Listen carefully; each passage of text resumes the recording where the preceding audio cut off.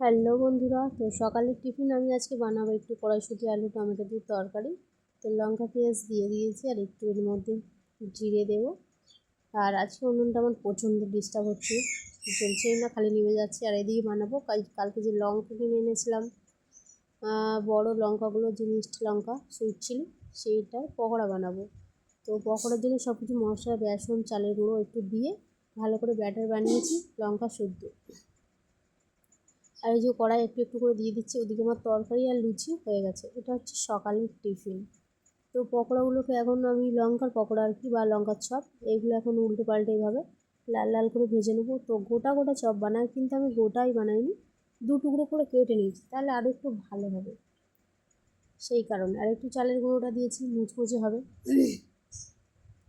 তো এই সব উল্টে উল্টে এগুলো একদম সুন্দর করে ভেজে নেব। আর বেশ সুন্দর হয়েছিল কিন্তু খেতে, একদম মুচমুচে। আর এই যে লুচি, তরকারি আর লঙ্কার চপ, দারুণ সকালের টিফিনটা। এবার হচ্ছে আমাদের দুপুরে খাওয়া রান্না। খিচুড়ি, বিনস ভাজা হয়ে গেল, এগুলো হচ্ছে গাজর ভাজা হবে। এই যে গাজরগুলো সব দিয়ে দিচ্ছে, সব কিছু ভেজে নিয়ে তারপর খিচুড়ি রান্না হবে।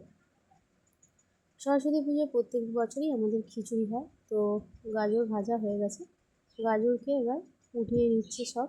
এই যে এবারে দেওয়া হলো ফুলকপি, ফুলকপিকে এবার ভাজা হচ্ছে।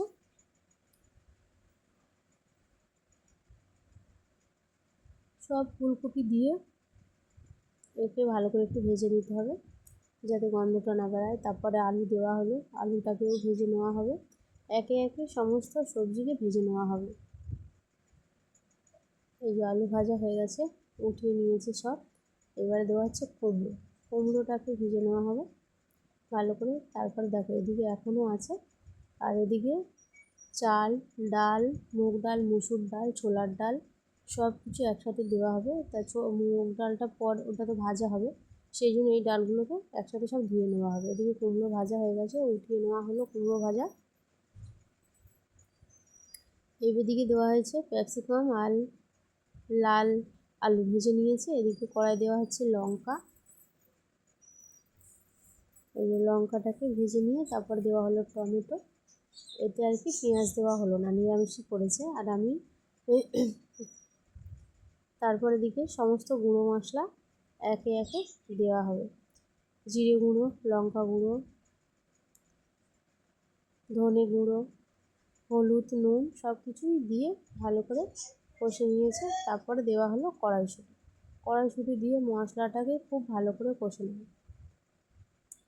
এই যে মশলাটাকে ভালো করে কষতে হবে, কড়াইশুঁটিগুলোকেও একটু ভেজে নিতে হবে এর সাথেই।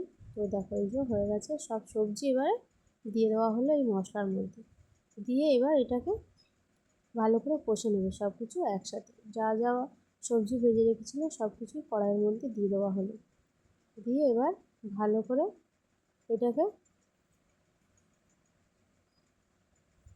কষে নেওয়া হলো। এই যে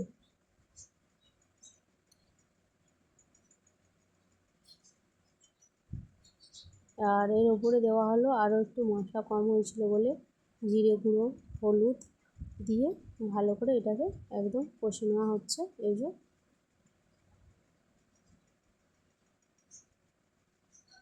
দেখো আবার সব নামিয়ে রেখেছে, কষা হয়ে গেছে, হাঁড়ি বসিয়ে এবার সব চাল ডাল একসাথে হাঁড়ির মধ্যে দিয়ে দেওয়া হচ্ছে। এই যে দিয়ে দেওয়া হলো। এবার এটা ফুটছে, দেখো চাল ডাল সিদ্ধ হয়ে গেছে।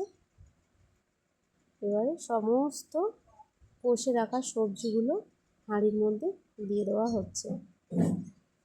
এই যে কড়া ধরে ঢেলে দিয়ে নাড়িয়ে নিয়ে তারপর লাস্টে এতে দেওয়া হবে ঘি। হ্যাঁ, যেটার আমি তোমাদেরকে দেখাতে পারিনি, পুরো কমপ্লিট রান্নাটাও দেখাতে পারিনি। তো এইভাবে